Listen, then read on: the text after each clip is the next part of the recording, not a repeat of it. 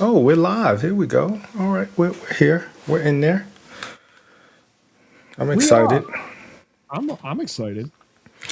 You know, a lot has happened in the last week because last Wednesday, I think when we did the show, there were 5 matches announced, Yeah. and now we have about 55 matches announced.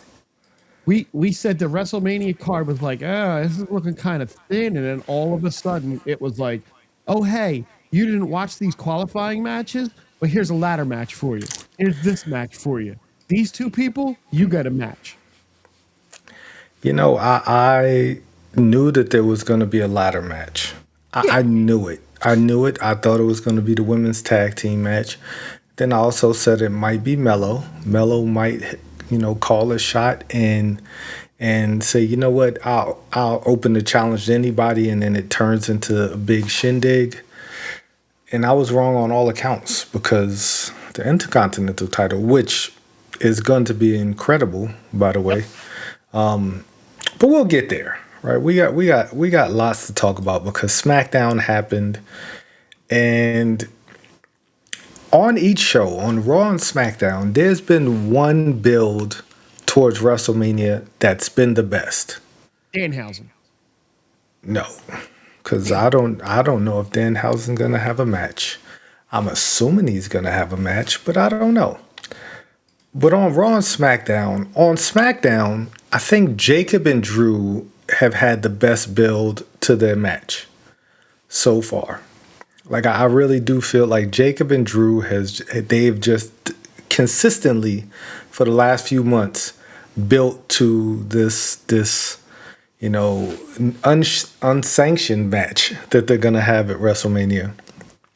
Um, I, and we'll definitely and we'll definitely talk about who on Raw, but as far as SmackDown, I mean Cody and Randy, that just felt so sudden. But Jacob and Drew has been cooking for months now, right? They yeah. they've been brewing this, and I named this Pivot Mania because WWE's done a lot of pivoting over the last few months in order to pull this card together, and no more so than Jacob and Drew, right? But of course, you can't open SmackDown with Jacob and Drew. You got to open SmackDown with that guy, the world No more Mr. champion. Nice Viper. Oh, Hold up. Do I have the right thing? wait, Do I I have the have the right right thing? thing. Hold on. Let me make sure I Oh have. no, this is the wrong one. This is Oh wow, crazy. okay. Yeah, I have the right. No, Okay. I have the wrong one. I should have I checked the Raw because usually SmackDown always have the right one. Nope, October 15th. What in the world? That's an old one. Maybe just a little. All right, do you have it up? I do. All right, let's go with it. I All don't right. know. No more Mr. Nice Viper. That's who we open up. We open up with the typical everybody's walking backstage and makes you think that it was taped right now and really this is like 3 hours ago. That's cool. And Randy comes down and he starts to, and then we get music. Wow. Wow. I'm just gonna That stop right there on that. that hurts. Hold on. I'm Ron Cena, damn it. Ron Cena, not a Taco Bell T-shirt, not a taco. First of all, I hate Oh, your picture. and he must be talking. He was probably talking about my big goofy head. Hello, hello. Welcome to Good Burger, home of the Good Burger. May I take your order? I hate your profile picture, Matt, but comment of the night. Okay, so that was me. I texted him and told him to comment on your headset. Um, That's funny. so Randy comes down and he starts talking about, you know, turning and blah blah blah. And then Matt Cardona's music hit. Now listen, Matt's getting a lot of main event prime time right now. He ended the last SmackDown. He ended on his back, but he ended it. And here he is again. Opening segment of the night. Matt comes down, and we figure we're going to get a nice little back and forth. And Matt just ran up and cracked him with the microphone. It just ran up and domed him with the microphone.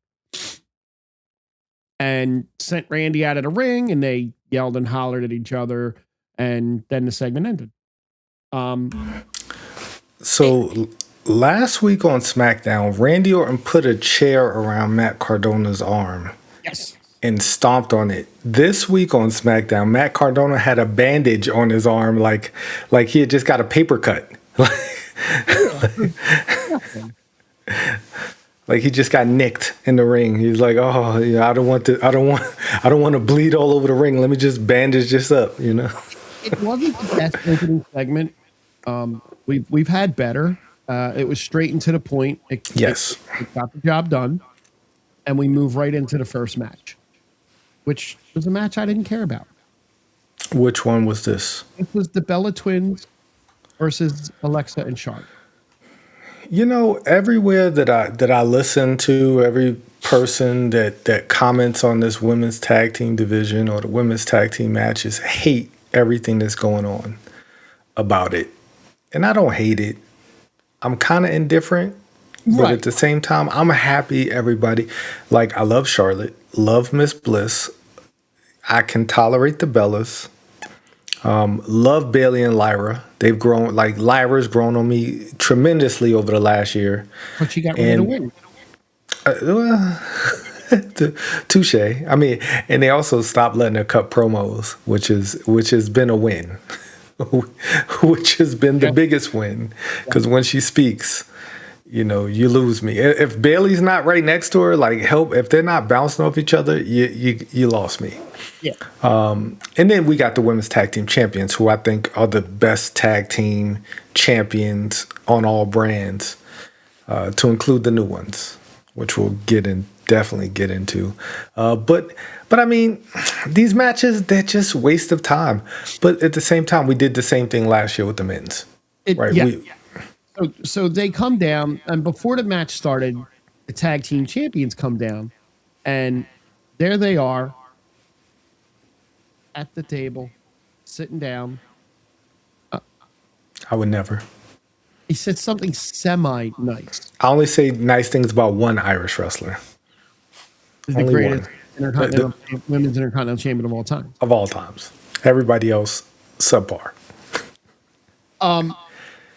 So, yeah, I mean, Nash and Nash and Nash and Laya. Got it.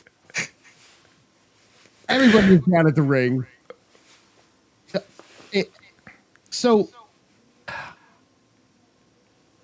just all four teams were there. They ran because of interference. That's how yes. But then Charlotte deck one of them after the end of it. Like it's weird, but yeah, I don't know. Did you see the footage online of Charlotte smacking Bailey on the ass? Like there's a little video of they're in the ring and Charlotte just goes and gives her a good game, and then Bailey's like, "Oh, what are you doing?" And I was just like, "You lucky dog." That's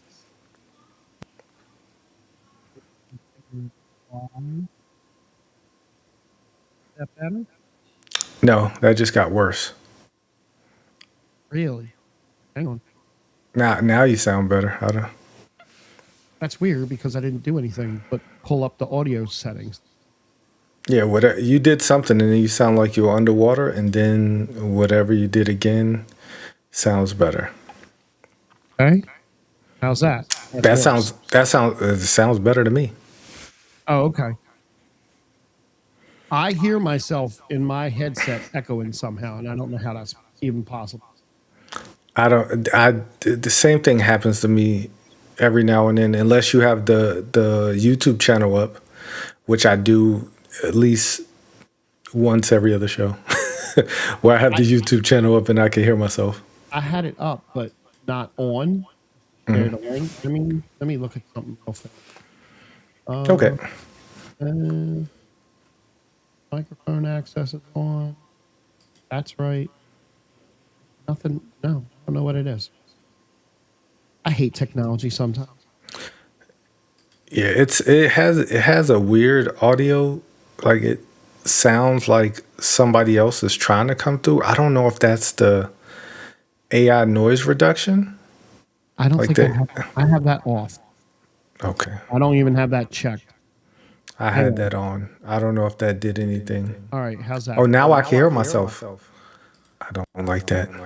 How's that? Now I can turn hear my- myself. I turned my echo thing off. No, that's really weird. Because now I can hear myself. And I don't like that at all. I can hear myself, but hello? I can barely hear myself echoing now. Oh. But now I Anyway. can hear myself. I don't like this. And I don't know how to turn it off. I think that's you. Whatever you did, I made you hear yourself? yes. Because now I can hear myself echoing. Oh. Okay, how's that? I don't know. You I can should be still hear going- myself. Really?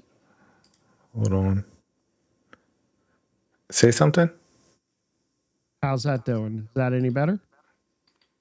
I don't know. I can still hear myself. Touched or changed the setting on this thing Okay, hold on. at all. Can you hear me? I hear you. You can still hear me? Yep.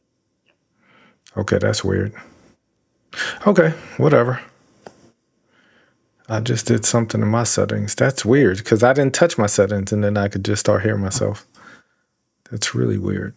All right, weird. Back to the show. Yeah. So, women's tag teams, yes. Backstage, Nick Aldis told Sami Zayn that he didn't have room for him on the card and that he wasn't going to be on WrestleMania while he was talking to Trick Willie, who was told he is going to be on the card. Okay, that was stupid. that segment. So it wasn't, because right at that moment I was like, oh, Sammy's gonna, and Sami had the light bulb moment. Soon as I had the light bulb moment, I was like, oh, okay, I'm not on the card, you're on the card. Let me punch you in the face, and that's gonna get me on the card. It did nothing. It did, because Sami had an epiphany. There was a Sami Zayn epiphany, and he said, I'm going to figure out a way to get on the card. And he did, and pissed off the entire internet.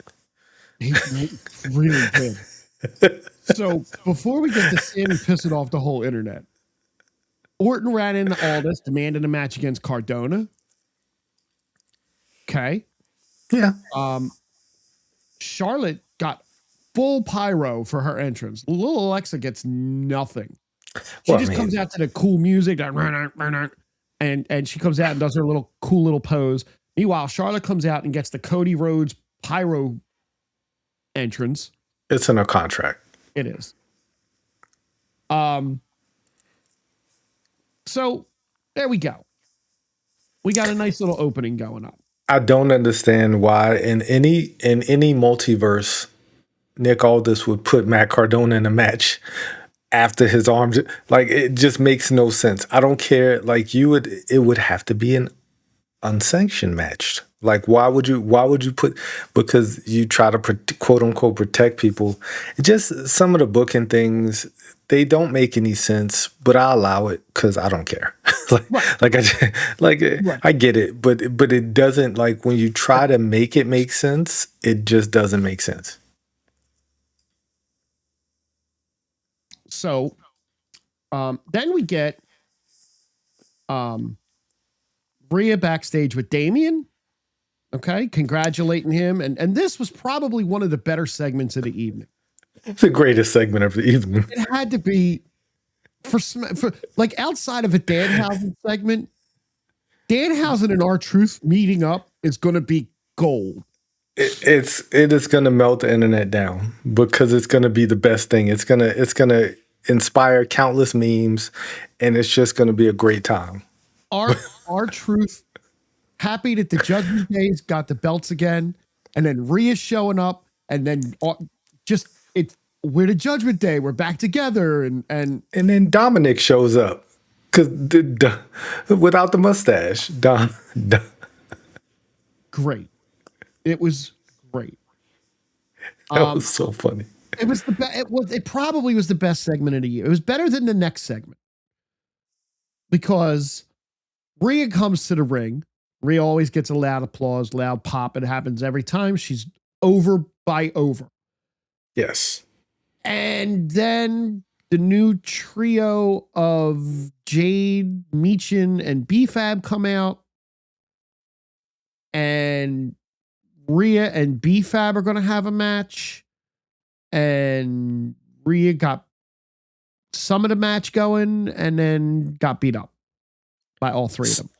So after watching this segment and then tuning out of the segment, I think I had to do something else while the segment started happening. And I came, perhaps. And then I came back and they had said that Rhea's having a match with B-Fab. During this match with B-Fab, I realized that Jade, B-Fab, and Michin could be a terrific trio. Like, they could be a great stable, a great little faction, but they won't be because SmackDown writing sucks and they're not masking their weaknesses. Their weaknesses, they're not talkers. They need a talker. B-Fab is okay at best. Jade is atrocious on the mic. And then Michin, although Michin was Michin, and on Friday, I'd be like the whole man. She was well put together. Young Keith Lee, don't come at me, Keith Lee. Like don't be mad at me. You know what I'm saying? Because I'm just just saying, just saying what I see. But Michin was Michin, but she can't talk. Right? They need a mouthpiece. No, I'm all for a heel stable that just lets a heel be a heel. Jade's so powerful, like let her get in the ring and beat people up and then let somebody come back and then her girls just, I'm okay with that. Roman Reigns did that for 1,500, days as champion.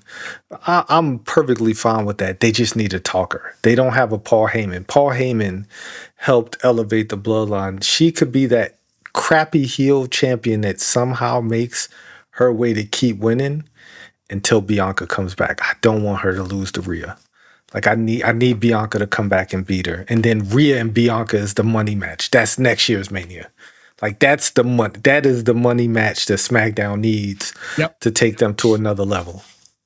But they have to get there. Like I don't want Bianca to come back because and join that stable. No, I need Bianca to beat Jade after Jade's and her crew beat Rhea and showed that Rhea's human, and then we get a human Jade versus a human Bianca, and then we just make money, just print money because that's the money match.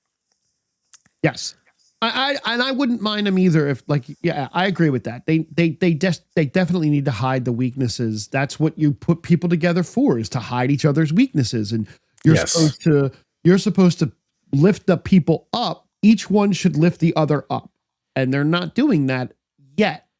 Yeah, not yet, because they're getting booed out. They got booed out of the building. Like from what I heard, like every time Michin tried to speak, but she don't sound like Jade. Man, stop yelling, Jade. Like take a promo class. You don't have to yell. Like you don't. Yeah. Yes. That they could make a boatload of human money. Jay, you don't have to yell. That's not your it don't fit like what you're trying to do as a character. Like it don't fit. It just doesn't fit. Like they need to work with her, calm her, bring her down a little bit, and let her get a little more cerebral and be the muscle, right? Like you're the muscle. That it's like she's trying to be a character. She's trying to be a character, and I just don't. And it's the wrong character. That's the issue. And she could be there, but she just has to get there. After all that hubbub, we get Jelly Roll in his first singles match You didn't like this? I love this. I I loved it, am man. not a big Jelly Roll fan. I was a big Jelly Roll fan at the end of SmackDown, but at this point, it's like, okay, he's not awful in the ring, but Kit Wilson is great. Okay, I really enjoy Kit Wilson. I enjoy the poetry stuff. I think he there's a niche role, and he's filling it fine. Yes, for sure. For sure. But giving you Jelly Roll is just not whatever. They need eyes on their product right now, and he just makes money. So why not? That's why we have iShow Speed. That's why we have these celebrities all the time, is because it puts eyes on the product, and that's really what TKO cares about more than anything, because eyes equals money. It was a match. I thought Jelly did all right, man. Like I respect him. I respect him a lot for doing what he's doing, because he is not a professional, but he doesn't look terrible. I respect him for him putting the hard work in to learn what he's doing. Okay, so I give him props for that. He's absolutely he's doing 10 times more than I ever could or would in a ring. So I'll give him props for going through the training, learning how to do the stuff. Choke slam's an easy finisher for someone that doesn't really wrestle a lot. It's quick, easy 1, 2, 3 pin. Okay. I mean, it served a purpose, right? It got us. Now the question is, where is it getting us? Well, the only reason Kit Wilson lost is because Danhausen cursed him before the match. If Danhausen didn't curse him, I think he would have wiped the floor with Jelly Roll. You know, Danhausen uncursed everyone today.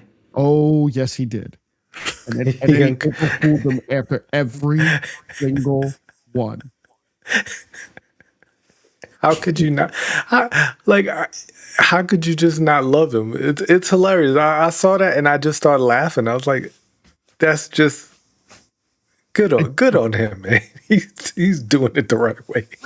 I honestly, and even though, again, Jelly's not a professional wrestler, but he's making the attempt, and he's not going out there hurting people.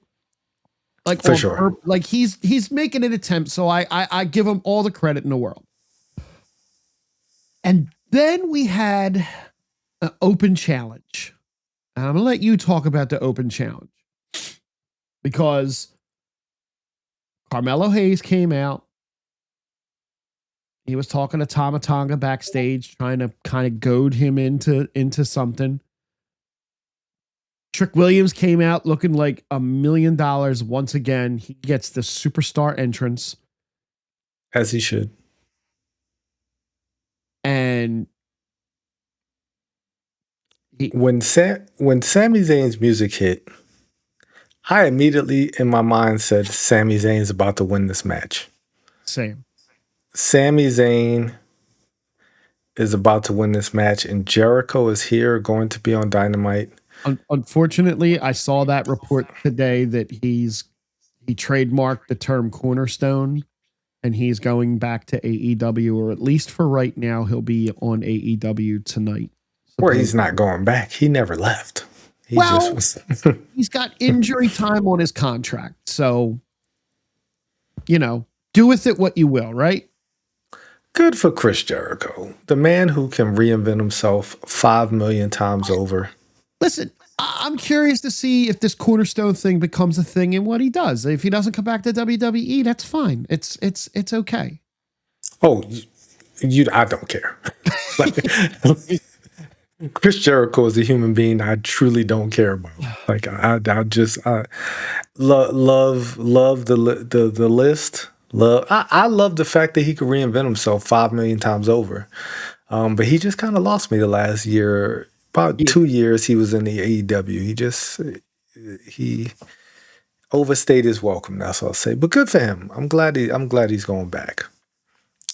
But There is a man, and they started calling him Sammy Hogan.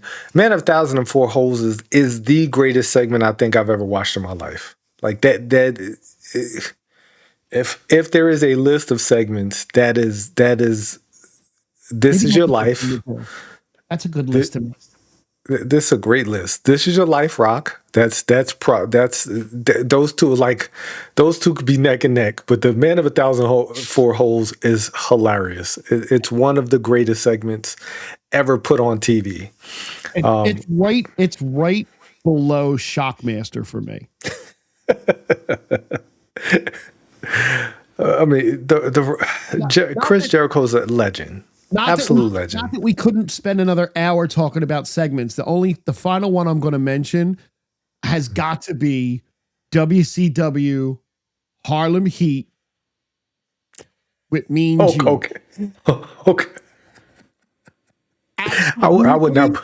It wasn't just for what he said. It was for the fact that he The realized conviction. what he said after he didn't hold back at all. He went for it and then kind of was like, oh, damn. And Shari was like, no, you got this, baby. You good. You good. Yes, And Mean Gene, professional that he is, just rolled on. because Sensational Sherry is one of the GOAT managers. Definitely should be on somebody's Mount Rushmore because she's fantastic. She used to let Shawn Michaels throw her to the ground. That was one of my favorite entrances where he would come down and just throw her to the ground and then pose on top of her. Like, it's just great times. Great manager. Love Sensational Sherry. And that is one of the funniest segments of all time. And one of the segments that will get replayed along with Steiner Math at least 15 times a year or 15 times a month. We're going to do in my household. I'll make a list soon. But back to the subject at hand. Your United States Open Challenge, answered by Sami Zayn, comes down to the ring, and as soon as his music hit, I said he's gonna win because it just made sense. Yep. Right? Them not having him on WrestleMania didn't make sense, but him saying, "I have to make my way to WrestleMania" made total sense. What didn't make sense about the match was Trick Williams getting involved because Carmelo was going to win the match had Trick Williams not got involved. He tried to stop Sammy from winning, but it just, once Punched again, the wrong guy. And who didn't see that coming, right? Right when he got up, I was like, oh, he's about to cost Carmelo the match because there's so much story there. Like there's too much story there for this not to be turned into a triple threat. It makes absolutely no sense to just have those two fight for the U.S. title at a WrestleMania without Carmelo. Like it makes no sense. So I do understand the internet being upset for that, but Sammy winning tells the better story than Carmelo retaining. It does, and for all the hate that Sammy's getting, Sammy's good in the ring, and Sammy and Trick is going to tear the house down. I really, when we get to talk about the Mania matches, it's a really good card. Like it became, oh, this might not be good to holy shit. It wasn't a bad match. They're great chemistry. It was a really, really good match. Best match of the night up to this point. Well, that's not saying much, actually. Yeah. I mean, I think it's the best match of the night, period, and probably the best match of the week. I mean, I didn't watch any AEW, so I don't know. No. And then we get, poor Drew. Poor Jacob. Both men battered and bloodied, beaten up. Drew walking all slow, barely able to help. I thought Drew was going to quit again. I expected Drew to quit. He said what he needed to say. Jacob said what he needed to say. All this came down and just made an unsanctioned match. Just go beat the shit out of each other. Like I said before, this is the best build match on SmackDown. Yep. It was quick and to the point, the segment. It said what it needed to say. It did what it needed to do, and boom. here we are. We got ourselves a match, and that whatever night that goes on, good luck following that match. Like you're gonna have a hard time following this match because this is gonna Usually, be a crazy match. usually you can look at the card and kind of figure out where the matches are going to go, but there's so many good matches and so many different rumors taking place. Like the main event of night one might not be a title match. It might just be a simple one-on-one match about a two hugely massive men that we're going to talk about in a little bit. And we will definitely get there because I have my thoughts on that, and I'm pretty sure my thoughts are right. Then we go backstage. Tiffany has a little encounter with Chelsea. Try to push her away again.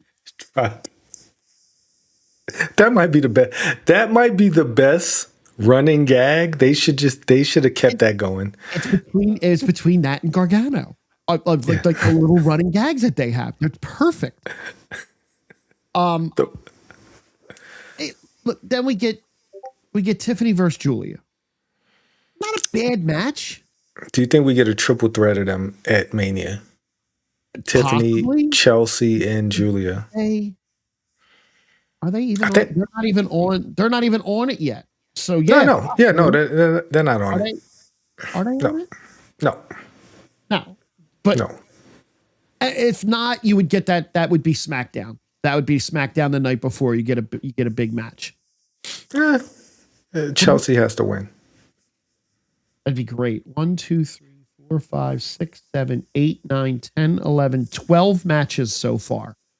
And Triple H likes to keep it around 7. No. Per night. Actually, he likes 7 total. So 12 matches over 2 nights. That's 6 matches a night. You might get 2 more matches to go to 14. Yeah, 7. This wasn't a bad match. It wasn't a great match, but it wasn't a bad match. Julia won. As you should have. Yeah. Tiffany hit one of those Matt Hardy or Jeff Hardy swantons off the top rope. That was ugly. that like she landed on her like a sack of potatoes. Yep. And it just looked gross. And it looked like she took all of the air out of Julia's body. I've lost. Tiffany Stratton has lost her luster to me. I think she easy on the eyes. Yep. An amazing athlete, but I think once again, she's another character that just needs something else. Like her weaknesses are just glaring, and there's just nothing there to mask it. And we have to do better. They have to do better to write her characters, or write her character better, and her in-ring work needs to improve because it's gotten worse. Like she went on a good tear when she first get the title. Then once she got the title, it just kind of has slowly declined since then to me. And it just, the passion just doesn't seem to be there. Yeah. Like she just seemed like she's phoning it in. She seems like she's more interested in taking Instagram pictures with her boyfriend and working out than actually. I mean, I respect that. Just don't put a title on her.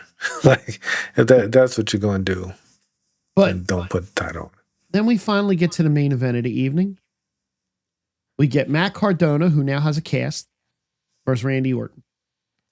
He had a cast on? He did. He had a cast. Oh, okay. He ran down to the ring, and Orton took him out right away.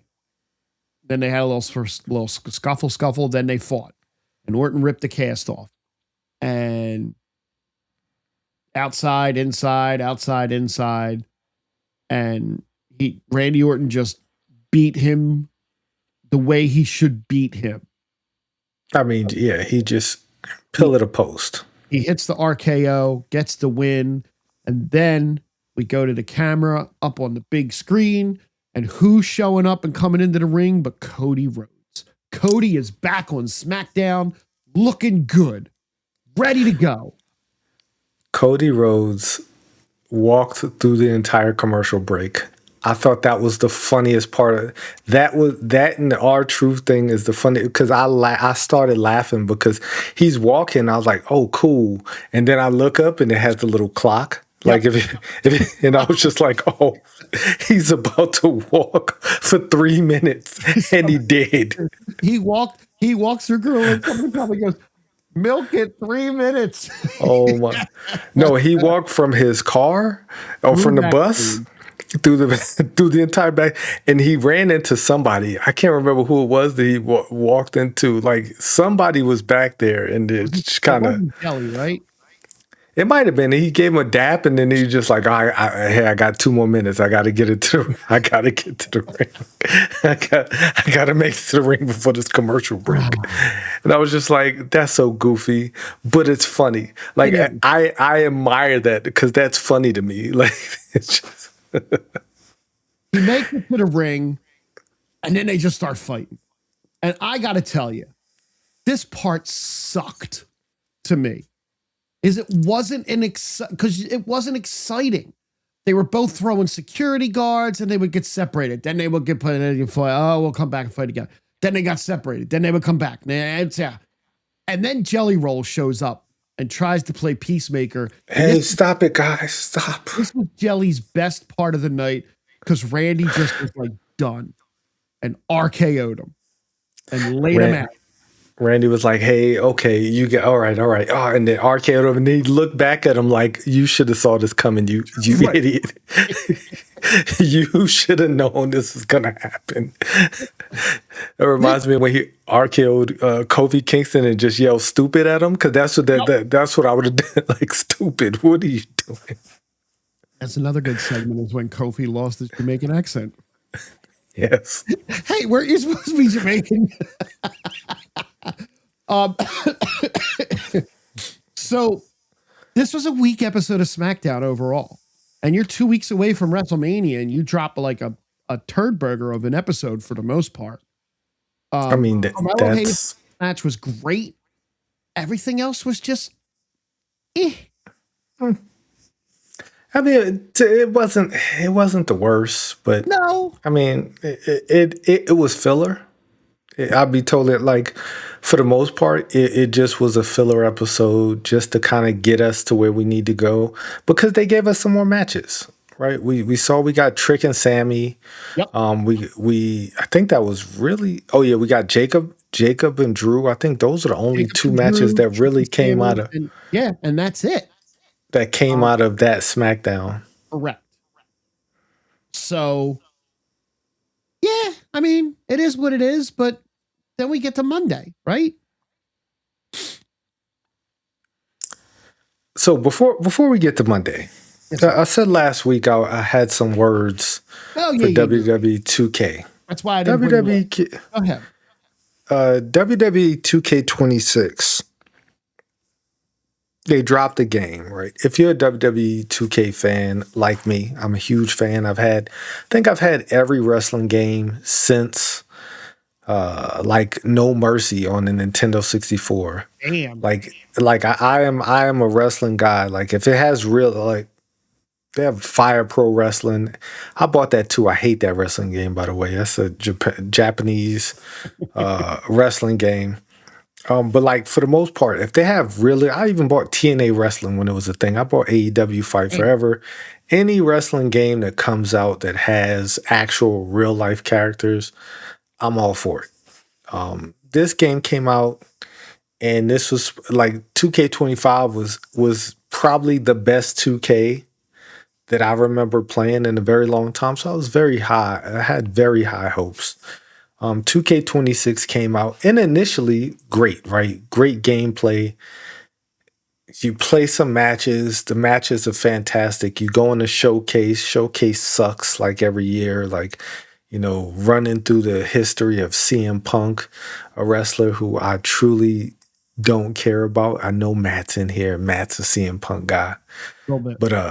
but the showcase is like CM Punk his best matches, and then like what if matches. What if he never left in 2013? So in CM Punk's mind, he would have taken Daniel Bryan's place to fight Triple H, and then he would have fought Batista and Randy Orton because in his mind he should have been that guy, or he would have been that guy, or to have a match. What if he broke the streak? What if he beat Undertaker in a great WrestleMania match, by the way?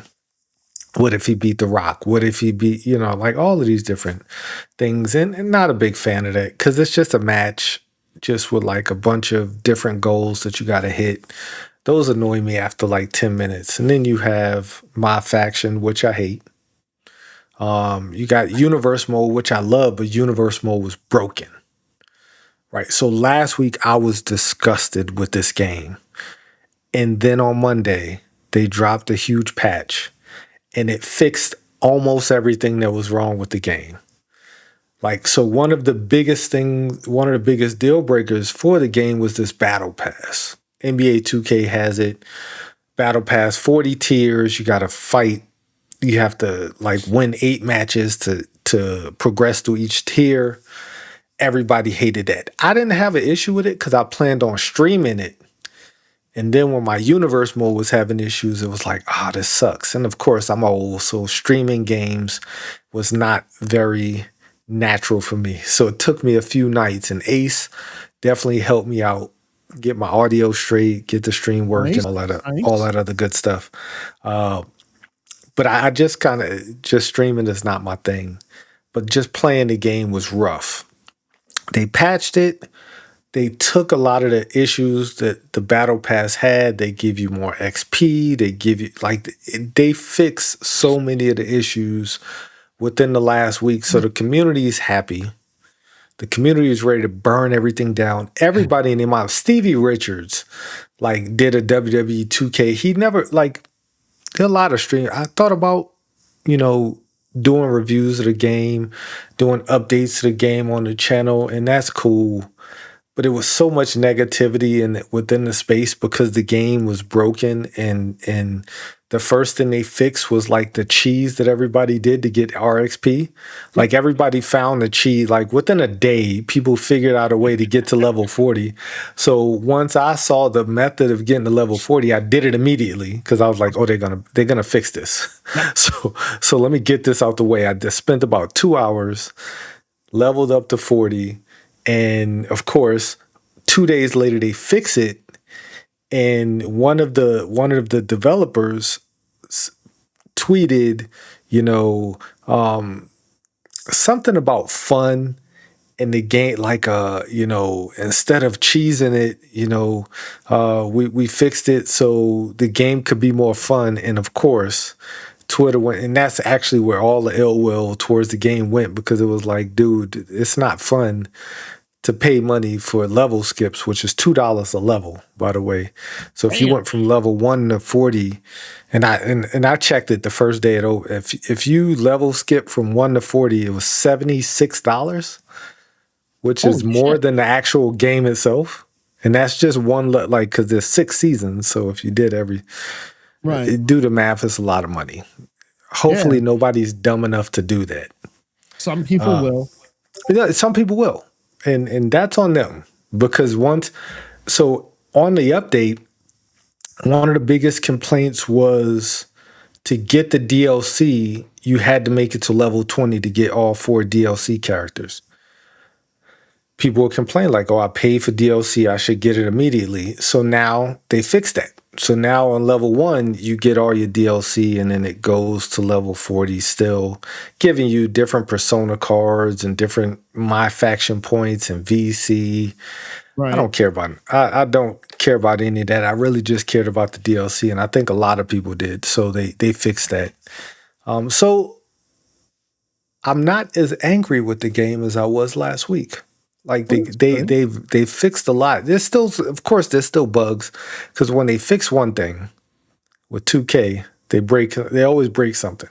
They'll fix a bunch, and then they'll break something that was working before. I have no idea. They need to pay me and I'll test these games. Like pay me an absorbent amount of dollars an hour and I will test every feature in the game for you. I always thought that's what video companies did, but they don't seem to do that because there are a lot of things that are broken when they send these patches out. So I know from playing like Destiny and other games like that that when they put these games out, they don't QA the games the way they should at all.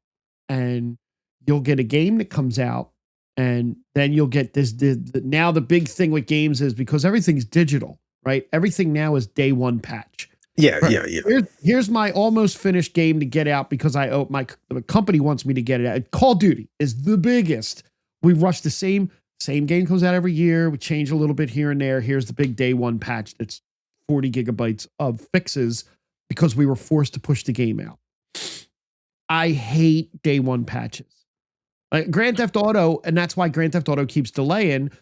They'll probably have a day one patch too. Oh, for sure. For sure. But if they had released the game, I think it was supposed to have already come out, it would probably have like 100 gigabyte day one patch on top of the 200 gigabyte game for $1,000. See, I don't mind pushing games back because Cyberpunk should have pushed the game back, but they didn't. Nope. And then you get the game come out, and then everybody just roasts the game because it's unplayable for like a month. And I mean, at the end of the day, now years later, it became a great game. But like when instead of everybody's ravenous for these games, instead of just waiting, it's okay because if the game comes out broken, especially if Grand Theft Auto 6 comes out broken, Oh God. it's gonna be chaos, right? Well, the biggest example next to Cyberpunk is No Man's Sky. No Man's Sky, was the worst game in the world, and they took it and they completely redid that game. And I haven't played it in a while because they've done even more updates to it, but it was great. I spent hours playing that game, just zipping from galaxy to galaxy, farming. It was a lot of fun. I think I bought that game when it first came out, and I played it, and I was like, "Oh, I can't do this," and I never played it again. And this is, of course, pre-patches, right? Because you wanna play it when it first. Because I was excited, like they hyped the game up to be same thing. 2K, that's another thing. They just need to hire me to do their marketing. I'm a terrible marketer, but I'm better than their marketers because they're even worse than I am. And I'll get off my 2K high horse because I could talk about 2K all day. But a lot of it won't be positive. If you pay enough money for something, they absolutely should fix it. It is a work in progress. It's 90% better than it was the day it came out. Like that's how much they put into it. A lot. And it is a lot. So, and a lot of people are happy, but of course, there's a lot of negativity out there. Everybody wants to just bash something. Yeah. Speaking of bashing things, Monday Night Raw kicked off. And we're in Madison Square Garden, the world's greatest arena, world's most famous arena. It is the Mecca. The Mecca. Madison Square Garden. Welcome to Monday Night Raw. Lights go down. Cody's music hits. Why did Cody's music? Yes. I was shocked. Me as well. Cody's music hit. Cody comes down to the ring and Cody starts saying words. And then, even more shocking, Stephanie McMahon Helmsley's music hit. And Stephanie came down and boy, I remember young Stephanie. I was like, this is a goofy looking, this is a goofy looking Nepo baby. Boy, she has grown up right in front of our eyes. Bless her spirit. All the way from that marriage to Test to here. Madison Square Garden. Telling stories. And it led me to believe that There's some people who are speculating that Stephanie is the voice on the other end of the phone. I don't believe that to be true. No, there's other speculation that it's her father that's on the other end of the phone, and I don't think the sales are that bad that they're going to pull that ripcord yet. That would not. Why would he increase any? Well, okay, there is a segment of population Yep. in the world that Yep. would love for him to come back. I would not like to have a beer with those people, but there is a segment who would enjoy for him to come back. I don't see a need for it. He's like 90 something years old now. He's old as dirt. He is. Him But coming back. it could be her on the phone. Well, I mean, It it could be. could be her on the phone. This was actually a really, really good segment. This was way back because when Cody came out, I literally groaned at my TV and went, "Oh man, I know it's Madison Square Garden. You got to get Cody out." I was kind of hoping Randy would come out and just RKO him because that'd have been awesome. But Stephanie came out, and it took Cody by surprise. It was different. It was a different. It was a different segment than we're used to. Yes, and that's good. We need stuff like that. We need things to be different because it helps. It helps keep you interested. What I don't want to see is I do not want to see the McMahon family center stage like they were back in the Attitude Era, where they were the authority or the bad guy, Triple H and Stephanie as the authority. We don't really need that. I don't think. I don't think this is leading to that. I think this was just Randy and Cody is such a personal story. I think that they're involving people who are in that hemisphere, which is why I think the Triple H is the voice on the other end of the phone. Mhm. And I think that they're incorporating those people. I don't think she came out in an authoritarian type of role. It was kind of like you're not gonna beat Randy. Like you're just like you think you're gonna beat Randy, but you're just not on his level. I love that. I love that aspect of it. I absolutely love that aspect of it. And when she said that her grandfather built this place, I thought, okay, we're going to avoid mentioning Vince in any way. Cool. Yes, her grandfather did build that place as far as wrestling goes, but I thought they were just going to kind of skim over until Cody told her, "You are not like your father." Because she told him that he was not like his father. Yeah. Yeah. And when he said that got him a slap in the face, which I thought, oh, she's going to go heel. I thought that was forced. It definitely felt forced. And then his step to her, because I was like, he can't go heel. We're well away from him turning. So yeah, no. So it was kind of curious until she got out of the ring, and then he thanked her. Okay. She lit the fire under him. It worked. It worked. Or did she? No, like I think they wanted to do. I think they just wanted to do something different, and I didn't think it was particularly great, but I also thought, oh, this is different. I'm okay with this because we haven't seen Stephanie come in there and like dress down a wrestler in a very long time, so that's always a win, right? But I don't think this moved the needle in the feud. I think because Randy wasn't there, they're like, okay, who could we get to come out there and like go one on one with Cody on the mic? And that was a good choice. Steph was a good choice because it was a surprise. Yes, it was also a surprise to have Speed show up and Adam Pearce just give him front row tickets to watch the tag match. Of course, because that wouldn't lead to anything. And LA Knight on commentary, we're good. Nothing weird is going to happen at all. At all. No shenan to go with any against. Like none of that. And it's a street fight.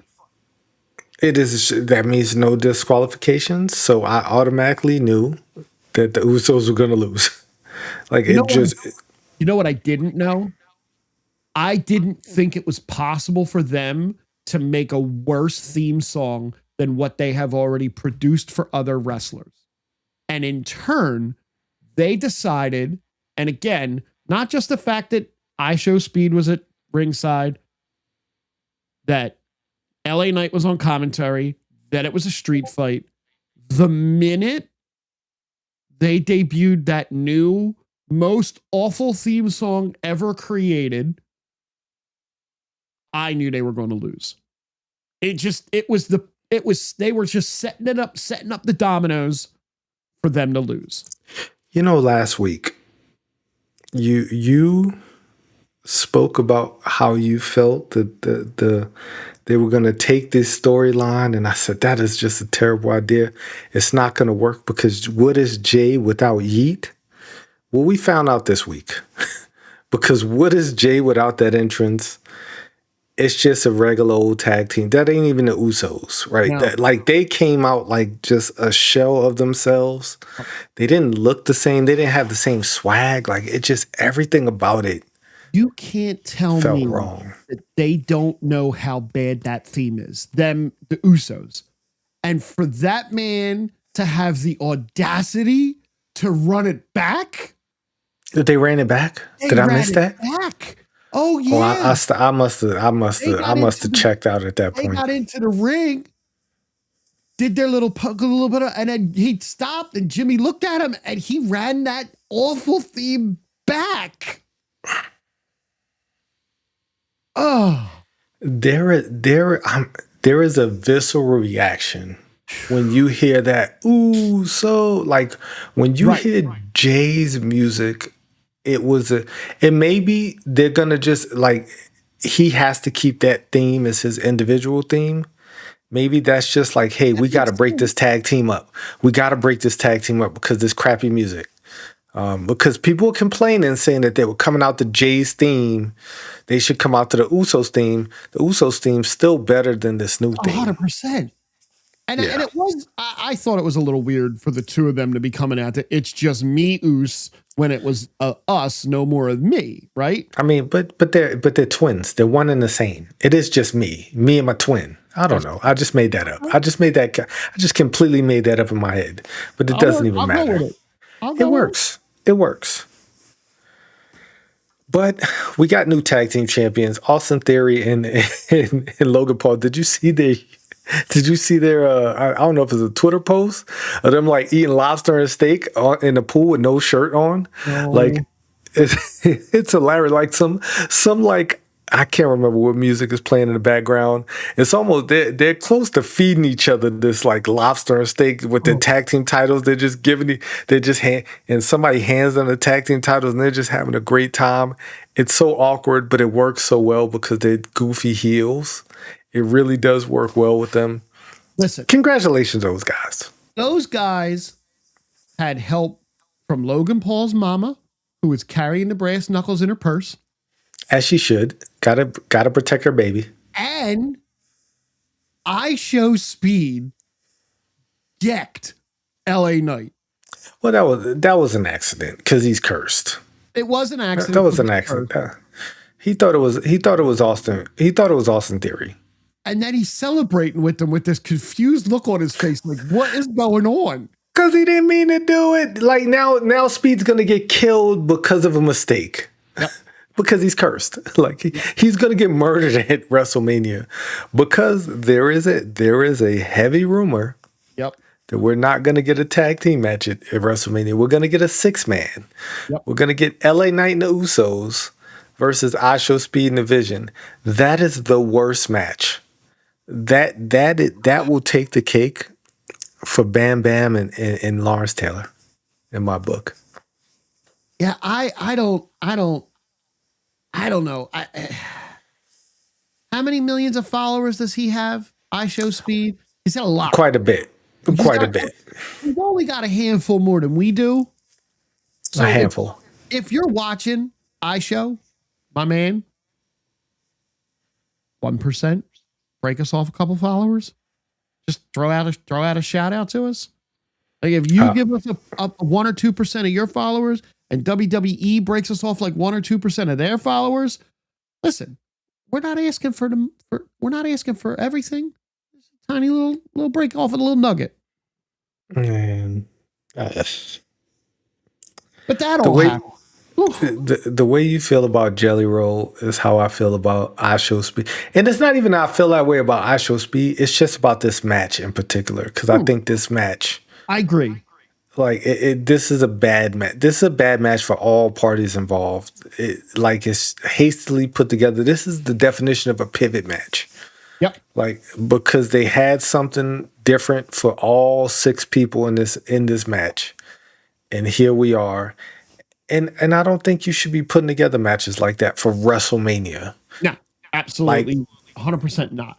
Incorporate Speed in a Danhausen match. Like, give us some goofy stuff. But like incorporating him into this, I mean, that this match is going to turn goofy anyway. But Sure. whatever. Yeah. New tag team champions, good for them. It was inevitable. Yeah. But yeah, 2 beautiful women hit the ring tonight. Man, we get Liv Morgan who comes down to the ring. And Liv don't speak much Spanish. But the Spanish she speaks, you know, she had some strong word for Stephanie Vaquer's mama. And it was like, wow. Yeah. Okay. Mama. Like, call the man. I don't know much Spanish, but I know every word she said. And it was bad. I just got accepted in I think it's a T-Mobile beta for live translation. I can't wait for that to start so I can start holding my phone up for some of these promos. I don't know what she said, but I definitely know what puta means. She did say that, right? Like it was puta and something else. It was another cuss word in Spanish. And it was like, man, okay. And then Stephanie Vaquer came out in all black, and she just needs to wear that forever. Like, just never wear anything else other than that black suit that she had on, because that was hot. It really was. And then they can proceeded to brawl again. And this is the best built women's match on the card. Like this should be the main event for night 1. This should be the main event for night 1. It won't be the main event for night 1, but it should be because Liv Morgan won the Royal Rumble, meaning that she's supposed to main event WrestleMania. Yep. And in year, I think it was it last year or was it the year before last, where Triple H infamously said, you know, title matches doesn't make a main event, stories make a main event, right? Because we had Sami Zayn versus KO, or Sami Zayn and KO versus the Usos in the main event of night 1 2 years ago. Was that? That was 2 years ago. That was 2 years ago. Was that in Philly? That was in Philly, right? That was not the Usos and versus KO and Sammy. No, that wasn't in Philly. Because in Philly it was Jimmy versus Jay. So it might have been the year before that. No, it was the year after that. Year after that. Yeah. It might have been. They had the belts, right? Oh, it might have been the year before. Either way, hold on, I'll tell you. that was the main event for night 1, and everybody was upset because that was the Charlotte Rhea match, and Charlotte Rhea match cooked. That was WrestleMania 39. Oh, okay, so that was the year before Philly. Okay, correct. That's when they won the belts. Yeah. Yeah, Sammy and KO. Right. Great main event match, but that year they said, hey, you know, it should have been Charlotte and Rhea, because Charlotte won the Royal Rumble. Yep. And they said no because of the story, right? If you tell a good enough story, you main event. This year, unfortunately, they're not telling a good enough story because there is a group of people who are telling a little bit better of a story. But this is a really good story, though. Like, I think this is the best built women's match.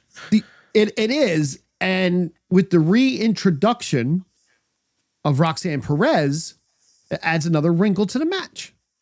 Because right now, Roxy's on Liv's side. But Roxy is also very close to Finn Balor. Right? Finn's the one that brought her into the Judgment Day. I mean, Finn's the one who brought everybody into the Judgment Day. That's true. He did. But it was, it was nice. I enjoyed that segment because I said, I think they have the most passion, yes, and the most fire between. Like they seem like they genuinely hate each other. Yep. And this is going to be a match that cooks. I think this could be a match that steals whatever night it goes on, wherever it's at on the show. I feel bad for the people who have to follow that match. And it might be Drew and Jacob following the match, so I don't feel bad for them. But anybody else might have a hard time following this one. I think Drew and Jacob are going wherever they land on the card is going to be good. But oh yeah, for sure. I understand what you mean.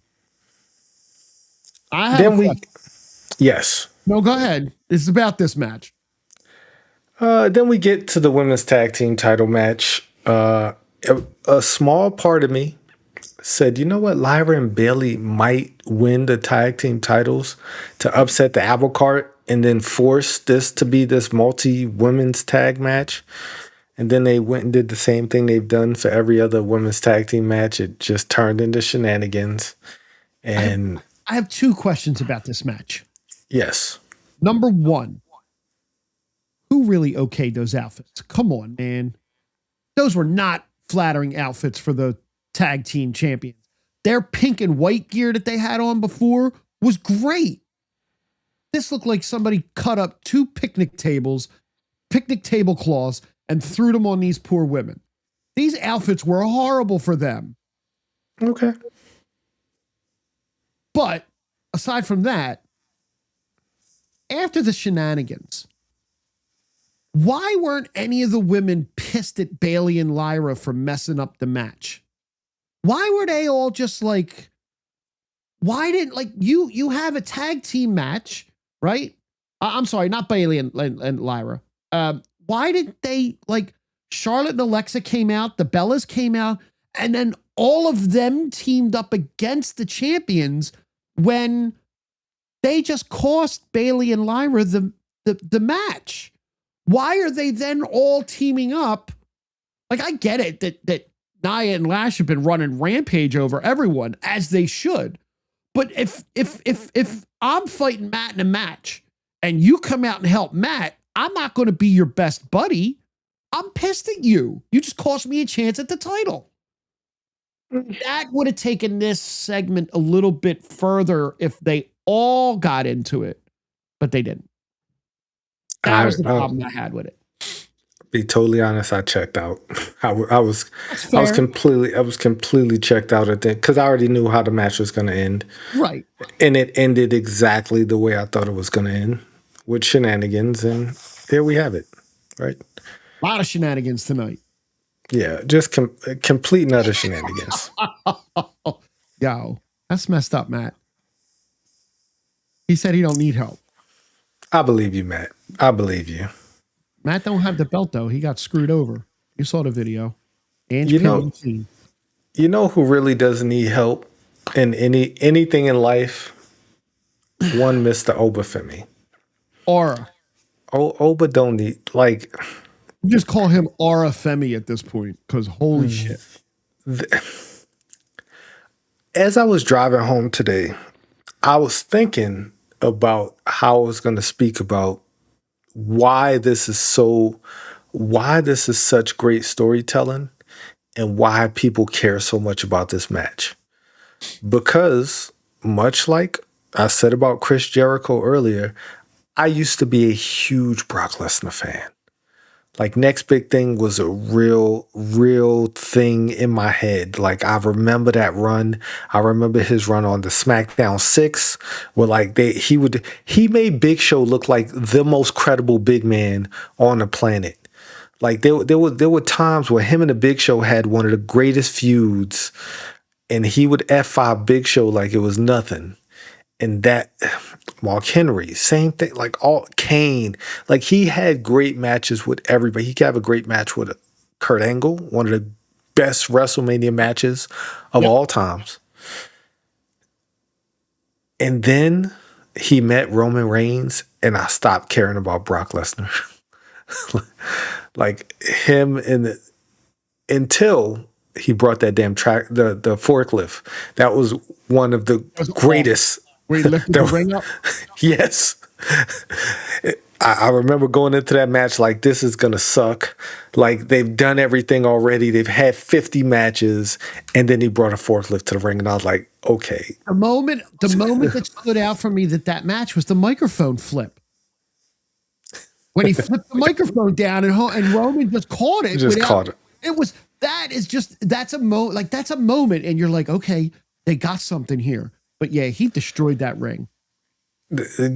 Great match. That was a great moment in time, right? So as I'm driving home and I'm like, what is it about this that makes it better than, because I remember the WrestleMania tug of war between Roman and Brock for the title. It was one of the worst bills for any WrestleMania match ever.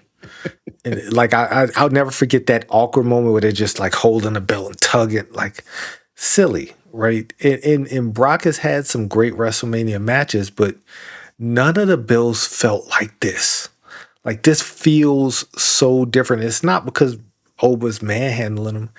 It's because, like you said, Oba Femi just has the aura. The lights go out, the green lights come on, and you just see the silhouette of a fucking beast. Like that angle is so good on him. Like but you know what else is selling it? Brock is actually selling it. No, he is. And that's what I mean. It's like, I don't understand. Like, I don't understand how this is different from any. Like, something about this is so special. Yep. Like, it is so unique. It's so simple because they're not doing much. Nope. Oba walking around the ring when he came out this time. Such an aura moment. Could it be because you know that Brock is winding down? That his feud after this is going to go to Gunther at SummerSlam and he's going to retire. We don't know that though. We don't truly know that. That's true. Like I'm not looking at this. Like, I'm not looking at Brock like, oh, this might be his last match. It's just it's a lot of it's him giving it to Oba. Like him selling the fact that Oba is his peer. Yeah. He doesn't, like, he's not looking down to him. He might try to, but he can't because like they stand face to face. They're the same height. They're the same build. They're both just beastly dudes. Like, and Oba hasn't backed down, but Brock hasn't backed down either, right? Yeah. Brock, even though he's lost the war so far, he's still the beast. He came out in wrestling gear this time, like, I'm ready to fight. Yep. And then Triple H comes down. Dude, first he shuts Paul Heyman up. Paul Heyman would have gone on for another half hour. Yes, he would have. And Brock was just like, enough. But the fact that Triple H, all the security guards, did you see the post that Adam Pearce put up where he's at a barbecue and he doesn't have a shirt on and he's got this monster black and blue mark because Brock threw him into the guardrail? As he should have. Get out of my way. Or not Brock, Oba. It was Oba. Because those poor guys, I can't remember who posted. I can't remember. It's like, don't guys. Stop killing. Yeah, stop killing my students. Like, because he tossed those guys. Like, Triple H inserting himself into that is getting a lot of negative blowback right now online. I hate the internet, but go ahead. So do I. The only reason that this didn't, if I'm watching this as a fan and not thinking about what I'm watching, this is awesome stuff. This is great. Incredible. When I have that moment where I analyze what's going on is where I lose myself, because now I'm looking at it from another point of view as, well, everybody knows that Triple H can't take another bump because he might die because he's got a thing in his heart. So there's no way either one of them are going to put their hands on him, right? So he getting in the middle, it's like, Well, okay. But shut that part of the brain off and watch without thinking is an awesome moment. But I think even the fact that he's getting involved because he knows that they can't hit him, so Yeah. they're not going to go through him to get to each other. It's Correct. actually pretty genius. Like it's a genius move But it's also, because go ahead. I'll say because I know you can't, like, this is the only way that's gonna stop these two men from killing each other because they can't hit me. They don't want to hurt me. They respect the business enough to not hurt me in this ring. And Like it's I showing that get that. he's the boss. Like He's he's the, the yes. boss. It's not Vince McMahon where Stone Cold would Yes. just punch him in the face. This is I'm the boss. You can't touch me. You won't touch me. I'm gonna No, get in the middle. I see. I look at it from a different perspective. I look at it from like, hey, don't ruin the money. Like, Right. don't ruin them. Don't ruin. This is such a, like, don't kill each other before the match because we have to make the money. like I look at it, the boss from that aspect. Like, hey, this is a money. This is turned into the money match, and I did not see this coming. Nope. I really thought that I was not going to care about this match, and it was just going to be like Matt said, two big meaty men slapping meat. You Right. said that when this first started coming up. I remember you said you were like, I just don't care as much. I want to see Oba. I want to see Oba, but this doesn't interest me. And now they've turned the tables on it where it's like, oh, now there's rumors that this might be the main event at night one. I think that Stephanie and Liv should be the main event for night one. I agree. But I think this will be the main event for night one. I think this will, because I don't think they want to open up either night with this match, because you have to open or close with Brock. There is no in between. Right. This ain't going on second to last. This ain't a co-main event. It's either Brock opens the night or he closes the night. Now, if these segments didn't get any traction, then he would open night one, and then we just get a spot, like he would get squashed and everybody would be happy. But now I think this is going to close night one. And it's not going to be a long match, but it don't have to be a long match. Like this don't have to go 30 minutes. This could give you 10 good minutes of just insanity. Everybody hits their finish like 2 times. Yep. But Oba has to go over. Like I don't care how the match works. I don't care if Oba doesn't get any move off until he hits him with a fall of grace. No small roll ups, no DQs. Like he has to definitively. He don't have to stand on his chest. I don't need that. Like I don't need the Ultimate Warrior, beating Ravishing Rick Rude and stand or beat Macho Man Randy Savage. I don't need that. But Oba has to win the match with a fall from grace. And 1, 2, 3, he beat the beast at WrestleMania, and now he's a main man. 100%. 100%. Can't go any other way. No. It just can't. No. Then we got a pre-tape segment with Finn Balor. Yep. I loved it. Because Finn is not nice guy Finn. He's still Finn. And that's what I like. I like that we're doing that now to when somebody turns babyface, they don't instantly become Rocky Maivia. Like they don't instantly become, oh man, I was so wrong all of this time. And now I've seen the error in my ways and now I'm a good guy and I drink milk every day and I'm happy. You know what? I think Triple H realizes that you can't, that's just not viable in today's world. There was Correct. a time when that happened. And now it's like, I'm going to be the same person.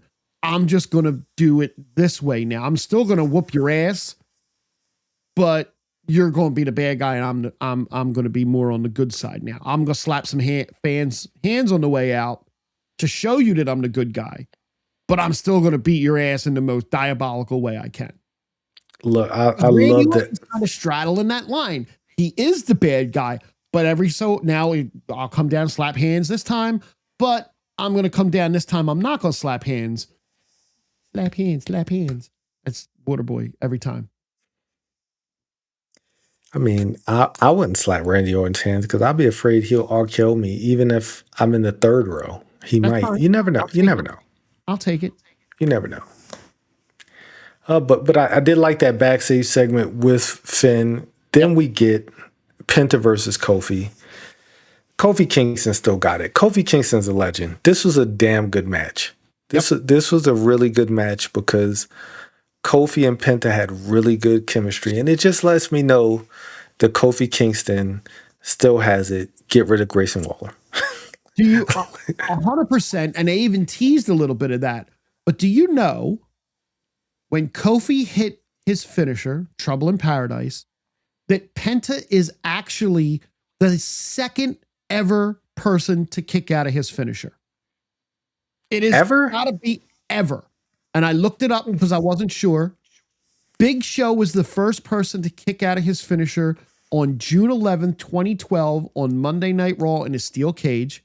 Is that ChatGPT? No, it's actually okay. Gemini. It's Gemini this time. Oh, even AI is not right. AI is not right. I actually Googled it and looked.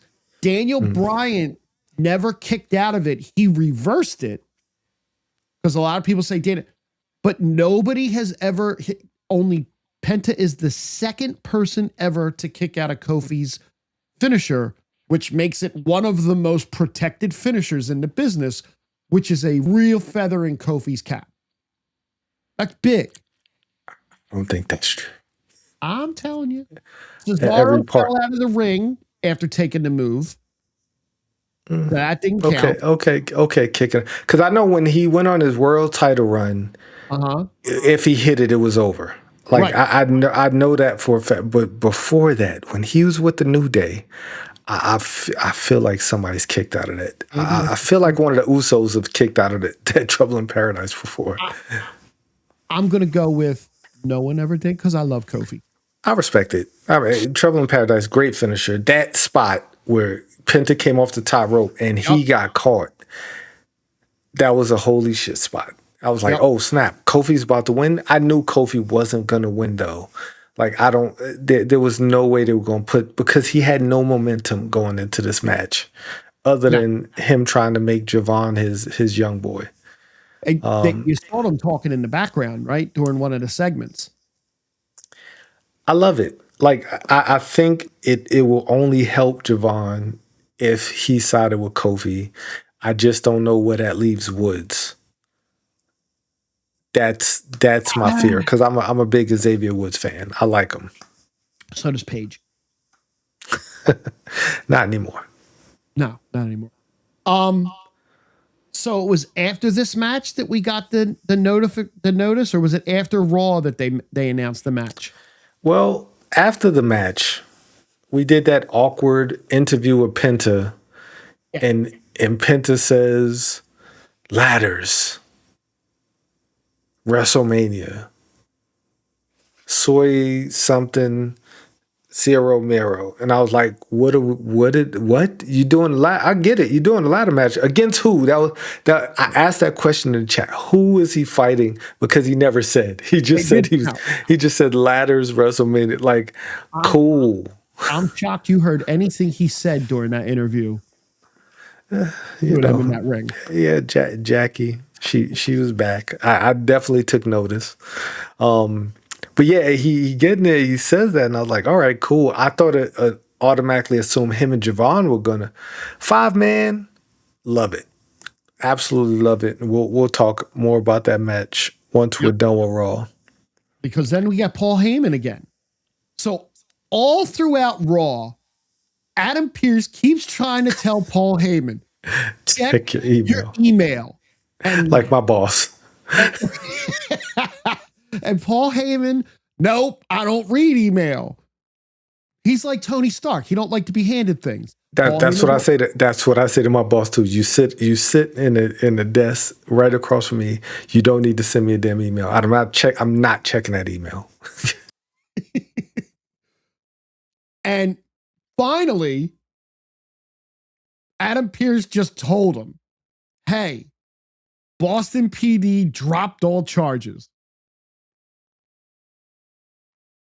To which Paul Heyman went white as a ghost, like my legs. I get told at work all the time how my legs are just like too white because I wear sweatpants all the time.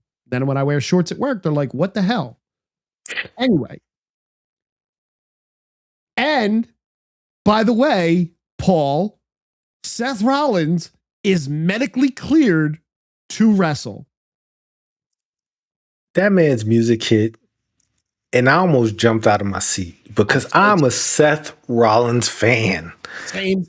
I've been a Seth Rollins fan. I've been a Seth Rollins guy since he put that chair in Roman Reigns' back. Like I'm a fan of Tyler Black, Seth Rollins, Becky Lynch's hot husband. I'm a fan. Like he's got me. And I was waiting to see what Seth Rollins was going to come out. But he didn't come out. He didn't. He put that chair right in Paul Heyman's back like he's been known to do. Yep. But he was not all dressed up, all flamboyant, goofy Seth. All black. All black. I think he even had a tie on. Yeah, I think he had a suit and a trench coat on or something. Trench coat. Yeah. I like it. I mean, give it a week. He'll be back. That's My fine. man he'll come back in a purple suit next week. That's what I mean. But he attacked Paul Heyman, and he attacked Paul Heyman. Like he went at Paul Heyman. He put it to his ass. I told him it was going to happen. She did. And then out of nowhere, you always hear the crowd like, oh. And I was like, who? Oh. Right. Braun Breaker? Nah, I didn't. I couldn't have picked this name out of a hat. No. If it was 4 of the 5 names in the hat, I wouldn't have picked it out of the hat. Not at all. Because I was like, who? Oh, he's in the sleeper. Oh, that's my guy. That's my other guy. That's the other guy that I'm a huge fan of. That's Gunther. Gunther said, like, for no reason. Is there a reason? I mean, there might be a reason. I don't need a Paul Heyman reason. I think that might be the reason is that Paul Heyman paid him. But I don't need that reason. I don't need that reason to be involved. I think just Gunther could be pissed off. I don't have a WrestleMania match. You don't have a WrestleMania match. We're 2 of the biggest names in the company. I'm going to choke you out to let you know that I'm going to beat you at WrestleMania.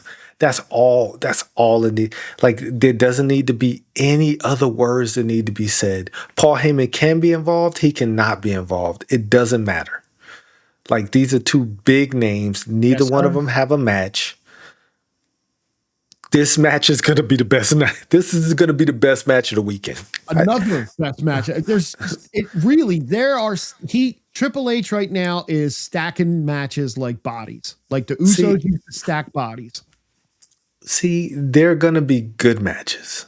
They're going to be great matches. This is going to be the best match of all of those matches. Okay. Like this is going to Oba and Brock is going to be a great moment. Because Oba's going to stand, but like Oba, they're not going to have a better match than they have a better build, but they're not going to have a better match than Gunther and Seth. That would be crazy. If it happens, then you got me. Because I can't wait till Seth comes out because I'm going to dance around Matt because he hates him so much. Man, this is great. No story needed. And Gunther was. Seth's face as he's getting choked out was incredible. Like, just didn't Gunther yell at him at one point? Like, didn't he yell at him to go to sleep? I swear I heard Gunther yell at him to go to sleep. He was telling him, go to sleep. Go. Loved it. Love it. Loved every second of it because I'm a Gunther guy. Like, no, he's not going to retire Seth at WrestleMania, but he is going to beat Seth. He's going to beat Seth Rollins at WrestleMania. Seth Rollins can afford to take that loss, and it won't hurt Seth Rollins at all. I don't think the loss hurts either of them, but they're not going to have Gunther lose. No. Like I don't. Gunther is going to beat Seth Rollins definitively. Now Seth might get hit with a spear because Braun might show up just to spear him. Yep, to set that up. Yeah, going to forward. help, like Seth might have, Gunther set up for the curb stomp, and some, Braun or Bronson or anybody from the division might come out there and call Seth, Mhm. and then Seth's going to get put to sleep. There's honor in that because once again, Seth loses nothing by losing to Gunther. No, Gunther really loses nothing by losing to Seth, but nope. Gunther's gonna win. Like this is his year. This is Gunther's year to be dominant, right? He's gonna dominate throughout this year to retire Rey Mysterio, to retire Brock I don't Lesnar. want him to retire Ray. I would rather see Dom retire Ray, but I Eh, don't think that's going to happen.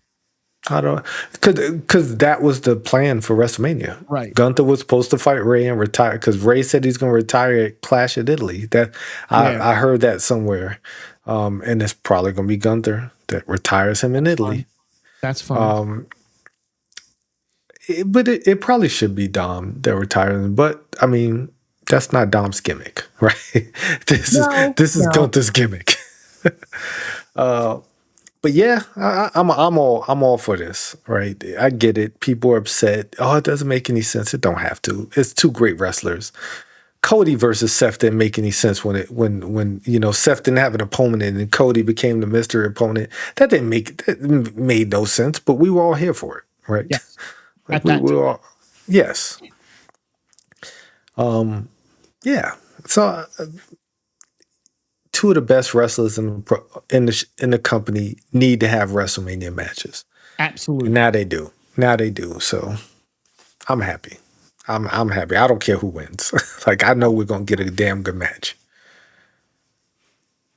Then we get a match that should have been a better match. Because we got Raquel Rodriguez versus Io Sky. I was not feeling this one. No, it felt Weird. forced. A little. It felt A little. forced. It wasn't a bad match. No. I felt nothing. As the match was going on, like both of them displayed what they needed to display. Io displayed the come from under, plucky underdog baby face. She did the emote, and then Raquel was a badass. Yep. Like, so everything should have worked, but I just felt nothing until Asuka showed up. It felt like once Asuka showed up, then the match made more sense because the match was just a stepping stone to get to Asuka and Io, which is a stepping stone to get to Asuka and Kyrie eventually. The way Asuka was yelling at Kyrie to run to the ring. Dude.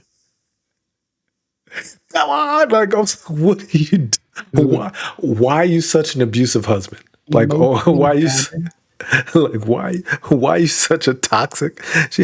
All she needs to do is wear a wife beater with beer stains on it, and you're Ike Turner, like you're such, she's she's the worst, but she's the best. Like Exactly. it's hilarious, man. Like she's like dragging her down to the ring. Like, why are you doing this? What sense does this make? Hilarious, man. But Io saved her for the moment. Yes, for the moment. Took out Asuka. Off for the match, but Definitely cost her the match. She got a hit with the Tejada bomb. And Raquel needed the win, but at the same time, Raquel doesn't have a WrestleMania match. no, she does not. Unfortunately. Unfortunately. I mean, yeah. I don't want to force anything. I definitely don't want them to do like some Andre the Giant battle royal just to get people on the show. No, and then they would do that on SmackDown anyway, so they're not even going to get on the show. And that's just dumb. Touche. Yes. Then we get to the main event, to the go home segment of the night.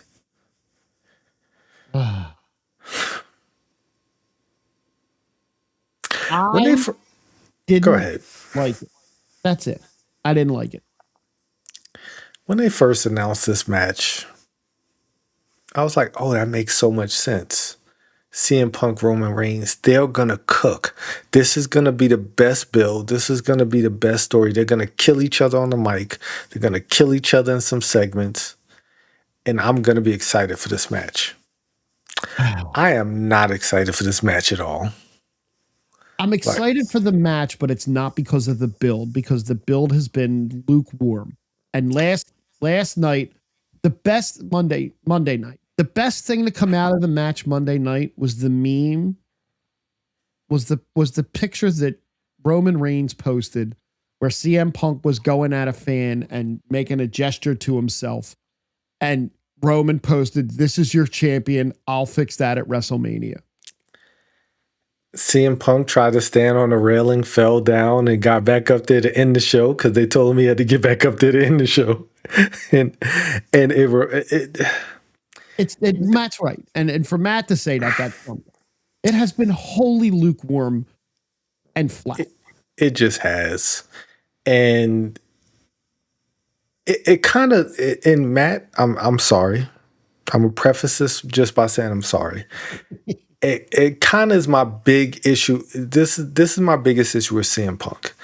If he doesn't hit you below the belt or hit you with some zinger or some quote unquote pipe bomb, he doesn't really have much.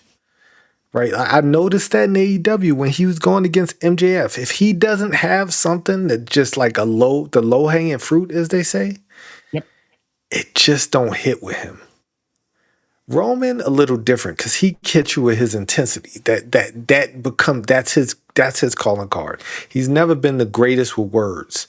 Roman is better in the ring and it's just yelling at you, right? Like his intensity is how he gets over, and like his fierceness in some of his promos is what gets him over. But Punk is just he's turned into a one-trick pony. Like where if he don't hit you with that zinger, the ICW, the internet crowd don't pop. If he don't pop them, he doesn't win most of his promos. I mean, debatable. And this is not me just dog piling on CM Punk because Roman hasn't brought anything either. No, not like to this. they're not helping each other. Like there has to be a check and balance in a promo feud or in a build. And like, oh, you Superman. I mean, okay, so we did back to back where they got physical and they put each other through tables. We've seen that before. Like we've seen all of this before, but like, what are you doing to do it differently? And no, Roman don't have to talk about his dog. They don't have to bring like No. That's unnecessary. That's not going to help. Fine. No, they got the first stuff. That was fine, but again, we got what, 2 more weeks of this? Like it's yeah, okay. Punk got the best this week. Roman gets the best next week. Yeah. The go home Raw is or the whatever. I just no. You know, if Becky wasn't fighting AJ, they should have had Roman spear AJ. like something really, like something just really diabolical to make the match feel more personal. Because just saying I hate you, CM Punk, that don't make anything personal. That was the best. That was the best shot. Their first promo was their best. That was the best. Yep. And then it's just gone all downhill from there. Damn allergies. I'm sorry. But I really thought that they could have done no wrong because they're just two superior guys on the mic. But they both have shown that they need each other to be dance partners, but they're just not good dance partners. No, it isn't meshing. Like everything, it's just. I mean, they'll have a good match because a lot of times when people have poor WrestleMania bills, the match usually cooks, and then the ones with the great bills, the match usually is okay. You know, look, it's for sure going to be a good match, as long as Punk doesn't exhaust, get blown up. Yeah, I'll say get blown up in 2 minutes. You know, but so here's what we got. Right, here's what we got for WrestleMania. Yes. After Raw, they said, "Oh hey, the Intercontinental Championship match, there's 1, 2, 3, 4 people fighting, right? Punk will carry him. Punk ain't gonna be able to lift him. There's 4 people in this ladder match for the Intercontinental belt. They fought on the main event, the qualifying matches. There are 5 people in the ladder match. 5 people. I'm sorry. Well, four people in Penta. Yes. Yeah. But I didn't see any of the qualifying matches. But we have JD McDonough. Love him. Dragon Lee. Underrated.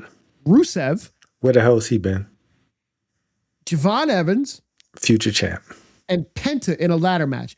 That is going to be awesome to watch. Insane. And that not going to be the best match of the weekend, but it's going to be an insane match. Javon Evans and Penta are going to do something crazy off the ladder. Yep. And JD's going to do some dumb shit too. I would say JD's head might get stuck in it. Like, boy, like that is going to be an insane match. I feel bad for the match that has to go on after that one. It's like the men's tag team, the ladder match, like it's gonna be something like that, but they're just like Javon, they say Shelton Benjamin had some of the best ladder match moments. I think Javon's about to take a spot. Good. I think Javon is about to like do some insanity from the top of the ladder. So from the top to the bottom, we have Punk and Reigns for the World Heavyweight Championship. We're gonna hold our predictions to the week before WrestleMania. Yes. Right. No predictions. Just throwing out what matches are there. Cody Randy for the Undisputed Championship. Yes. Jade Rhea for the Women's Championship. The Women's World Championship, Stephanie Vaquer and Liv Morgan. We already mentioned their Intercontinental match. The Women's Intercontinental match, AJ versus Becky. United States Champion match, Sami Zayn versus Trick Willie. Women's Tag Team Fatal 4-Way, the Irresistible Forces, your champions, versus the Bellas, Charlotte and Alexa, Bayley and Lyra. Yep. The unsanctioned match, Drew McIntyre versus Jacob Fatu. T is calling that match of the... No, you call the Oba match, right? No, you talk about match of the weekend. Of the whole weekend. Oh, no, Gunther and Seth. Gunther and Seth, I'm sorry. And we have Brock versus Oba, Seth versus Gunther, Finn versus Dominic. And as we said at the top, that's 12 matches with probably 2 more to be added.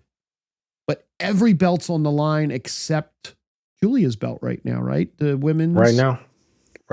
I think that's gonna get on there. The tag team, none of the tag team titles again are on the card.